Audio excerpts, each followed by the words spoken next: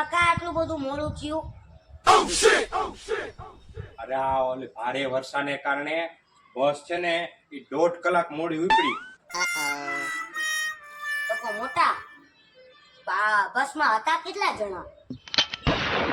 એટલે આખી બસ ભરી હતી.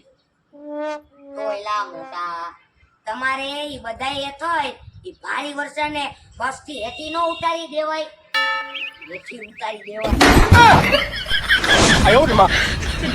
कैसे कैसे लोग रहते हैं यार यहाँ पर। साला तुमको पागल कुत्ते का गाड़ी उठा के ले जाएगा बता रहे हैं हम। જા જા ભાઈ તું ઘર ભેગો થા જા, ઘર ભેગો થા.